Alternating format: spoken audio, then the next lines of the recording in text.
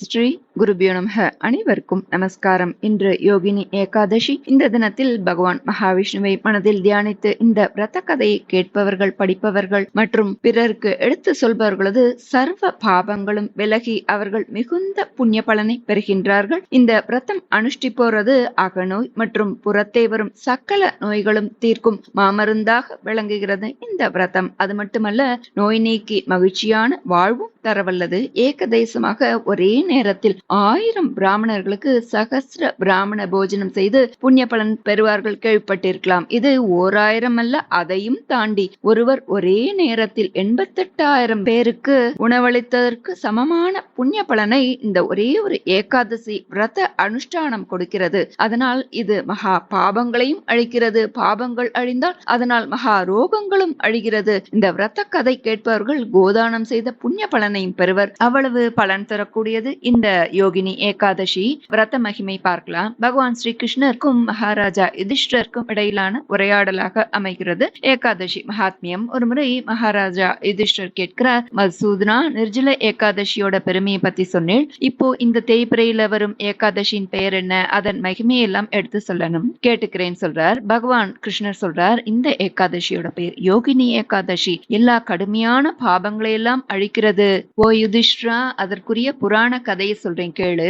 அழகாபுரி மன்னன் குபேரன், ராவணனின் சகோதரன் யக்ஷராஜன், தீவிர சிவபக்தன், நாள்தோறும் தவறாம சிவ பூஜை செய்பவன். அவருக்கு ஒரு பணியாளர் இருந்தான், ஹேமமாலின் பேரு. இந்த ஹேமமாலி குபேரன் செய்யும் சிவ பூஜைக்கு தினமும் மானசரோவர் ஏறி சென்று அங்குள்ள நந்தவனத்திலிருந்து பூக்களை எல்லாம் பறிச்சுன்னு வந்து கொடுக்கக்கூடிய வேலையை செய்து வந்தான். அவனுடைய மனைவி பெயர் விசாலாட்சி. அவள் மிகுந்த அழகானவள். ஒரு நாள் வழக்கம் போல குபேரனுடைய சிவ பூஜைக்காக மலர் எல்லாம் பறிக்கிறேன்னு சொல்லிட்டு சென்றான் ஹேமமாலி.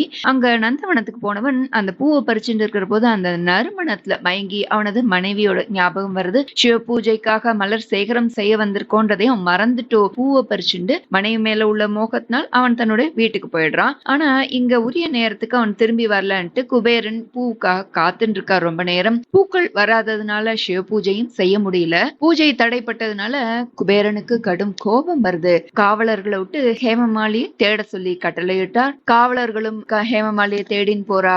அங்க நடந்தவற்றையெல்லாம் அறிந்து வந்து குபேரன் சொல்றா, ஹேமமாலி தன்னுடைய மனைவியுடன் மகிழ்ந்த வண்ணம் இருக்கிறான், இப்போ அவன் திரும்பி வர மாதிரி தெரியல அப்படின்னு சொன்னோன்னு குபேரனுக்கு கடும் கோபம் வருது. சிவ பூஜை தடைப்பட காரணமாக இருந்த ஹேமமாலிய பார்த்து, உன்னுடைய தேக அழகு போகட்டும், 18 விதமான குஷ்ட ரோகங்கள் வரட்டும், மனைவியை விட்டு பிரிவாயாகன்னு சொல்லி சாபமிட்டுறார். குபேரன் சாபம் கொடுத்த அடுத்த கணம் தொழுநோயால் பீடிக்கப்பட்டார். தன்னுடைய மனைவியை விட்டு பிரிந்து அழகாபுரியிலிருந்து பூலோகத்துக்கு வந்து விழுந்து விட்டான் ஹேமமாலி. காட்டிலையும் மேட்லையும் சுற்றி திரிய தொடங்கினான். தினசரி நீருக்கும் உணவுக்குமே ரொம்ப காட்டுல கஷ்டமா இருந்தது. அவனுடைய துயரம் நீண்டுண்டே போச்சு. இப்படி பல நாள் காட்டுல திரிஞ்சுட்டே இருக்கிற போது அதிர்ஷ்டவசமாக அவன் பல தவறு இந்த சிவ பூஜைக்காக பூ சேகரம் பண்ணின்னு வரல. என்னதான் அவன் தவறு செய்திருந்தாலும் அவனும் சிவ பூஜை செய்பவன். அவனோட புண்ணிய பலன் இருக்கு இல்லையா, அந்த புண்ணிய பலனால அருகில் இந்த மார்க்கண்டேய முனிவர் இருக்கக்கூடிய இடத்துக்கு வர பாக்கியம் கிடைச்சது அவனுக்கு. முனிவரை பார்த்தவன் நோயால் பீடிக்கப்பட்டதனால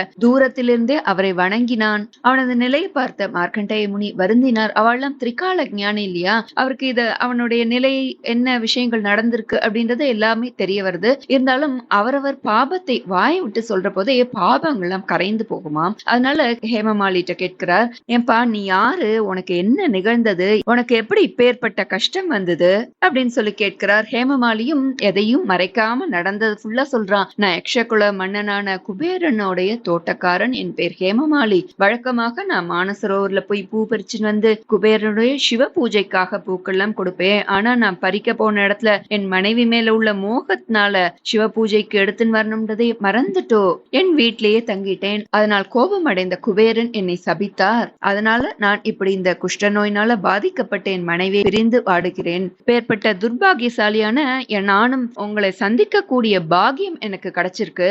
சாதுக்கள்லாம் எப்பவும் ஒருவருடைய துன்பத்தை பார்த்து துன்புறுவார்கள். அதனால நான் உங்கள்கிட்ட சரணடைகிறேன். நீங்க தான் எப்படியானும் இதுல இருந்து என்ன விடுவிக்கணும்னு சொல்லி மார்க்கண்டேய முனிவர்கிட்ட கேட்கிறான். அதை கேட்ட முனிவரும், அப்பா நீ உன்னுடைய மனைவி மேல கொண்ட அன்பு தவறில்ல, ஆனா நீ உன்னுடைய கடமையை தவறினதுனால்தான் நீ இப்ப ஏற்பட்ட கஷ்டத்தை அனுபவிக்கிற.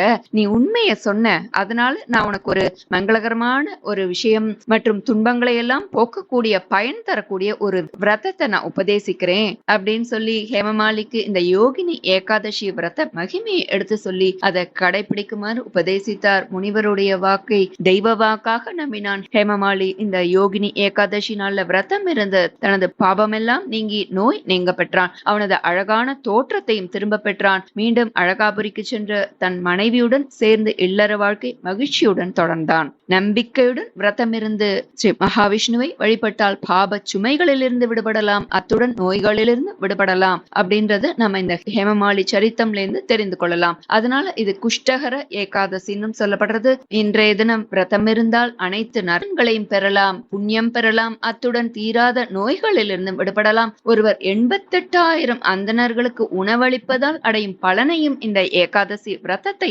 அனுஷ்டிப்பதாலேயே பெறுகிறார்கள் அப்படின்னு இந்த விரத மகாத்மியம் சொல்றது. விரதம் இல்லாதோரும் இந்த விரத கதையை படிப்பதாலும் கேட்பதாலும் பிறருக்கு எடுத்து சொல்வதாலுமே புண்ணிய பலனை பெறுவார்கள் அப்படின்னும் அவர்கள் கோதானம் செய்த பலனையும் பெறுகிறார்கள் அப்படின்னும் சொல்லப்பட்டிருக்கு. நாம் கர்மத்தினால இந்த பிறவி எடுத்திருக்கிறோம். இந்த பிறவியிலையும் பல பாபங்கள் புண்ணியங்கள் செய்கிறோம். அந்த பாபங்களை எல்லாம் போக்க அடுத்த ஜென்மா அடுத்த பிறவி வேண்டாம் அப்படின்னு சொன்னாலும் ஒருவேளை கர்ம பலன் தொடர்ச்சி இருந்தா என்ன பண்ணுறது? அதனால மிகுந்த புண்ணிய ஆத்மாவாக பிறக்க இந்த யோகினி ஏகாதசி தினத்துல விரதம் மேற்கொண்டு சிறந்த ஸ்ரேயஸை அடைவோம். இந்த நன்னாளில் நாம் அனைவருமே அவசியம் சொல்ல வேண்டிய சக்தி வாய்ந்த ஸ்ரீ நாராயண அஷ்டோத்திர சதநாம ஸ்தோத்திரம் பாராயணம் செய்யலாம். ஸ்ரீ நாராயண அஷ்டோத்திர சதநாம ஸ்தோத்திரம். ஸ்ரீ கணேஷாய நமஹ. நாராயணாய சுரமண்டன மண்டனாய நாராயணாய சகலஸ்திதி காரணாய நாராயணாய பவபீதி நிவாரணாய நாராயணாய பிரபவாய நமோ நமஸ்தே நாராயணாய சதசந்திர நிபாணனாய நாராயணாய மணிகுண்டலதாரணாய நாராயணாய நிஜபக்த பராயணாய நாராயணாய சுபகாய நமோ நமஸ்தே நாராயணாய சுரலோக பிரபோஷகாய நாராயணாய கலதுஷ்ட விநாசகாய நாராயணாய திதிபுத்திர விமர்தனாய நாராயணாய சுலபாய நமோ நமஸ்தே நாராயணாய ரவிமண்டல சம்ஸ்திதாய நாராயணாய பரமார்த்த பிரதர்ஷனாய நாராயணாய அதுலாய அதீந்திரியாய நாராயணாய விரஜாய நமோ நமஸ்தே நாராயணாய ரமணாய ரமாவராய நாராயணாய ரசிகாய ரசோத்சுகாய நாராயணாய ரஜோவர்ஜித நிர்மலாய நாராயணாய வரதாய நமோ நமஸ்தே நாராயணாய வரதாய முரோத்தமாய நாராயணாய அகிலாந்தர சம்ஸ்திதாய நாராயணாய பயசோக விவர்ஜிதாய நாராயணாய பிரபலாய நமோ நமஸ்தே நாராயணாய நிகமாய நிரஞ்சனாய நாராயணாய ச ஹராய நரோத்தமாய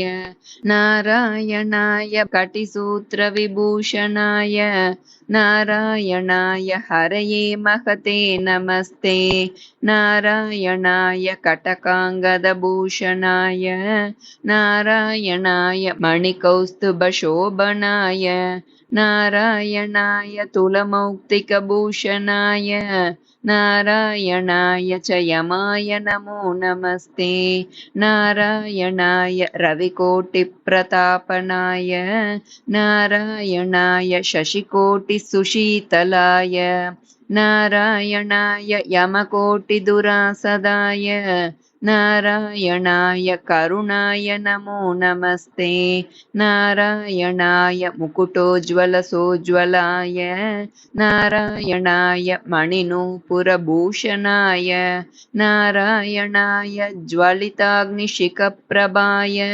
नारायणाय हरये गुरवे नमस्ते। नारायणाय दशकण्ठविमर्दनाय नारायणाय विनतात्मजवाहनाय नारायणाय मणिकौस्तुभभूषणाय नारायणाय परमाय नमो नमस्ते। नारायणाय विदुराय च माधवाय नारायणाय कमटाय महीधराय नारायणाय उरगाधिपमञ्चकाय नारायणाय विरजापतये नमस्ते। नारायणाय रविकोटिसमाम्बराय नारायणाय च हराय मनोहराय नारायणाय निजधर्मप्रतिष्ठिताय नारायणाय च मकाय नमो नमस्ते। नारायणाय भवरोगरसायनाय नारायणाय शिवचापप्रतोटनाय नारायणाय निजवानरजीवनाय नारायणाय सुभुजाय नमो नमस्ते। नारायणाय सुरताय सुहृच्छ्रिताय नारायणाय कुशलाय दुरन्धराय नारायणाय गजपाशविमोक्षणाय नारायणाय जनकाय नमो नमस्ते। नारायणाय निजभृत्यप्रपोषकाय नारायणाय शरणागतपञ्जराय नारायणाय पुरुषाय पुरातनाय नारायणाय सुपताय नमो नमस्ते। नारायणाय मणिश्वासनसंस्थिताय नारायणाय शतवीर्यशताननाय नारायणाय पवनाय च केशवाय नारायणाय रविवाय नमो नमस्ते। श्रियः पतिर्यज्ञपतिः प्रजापतिर्दियां पतिर्लोकपतिर्धरापतिः पतिर्गतिश्चान्दकवृष्णिसात्वतां प्रसीदतां मे भगवान् सतां पतिः। त्रिभुवनकमनं तमालवर्णं रविकरगौरवराम्बरं ददाने वपुरलककुलावृताननाब्जं विजयसखेरतिरस्तु मे नवद्या।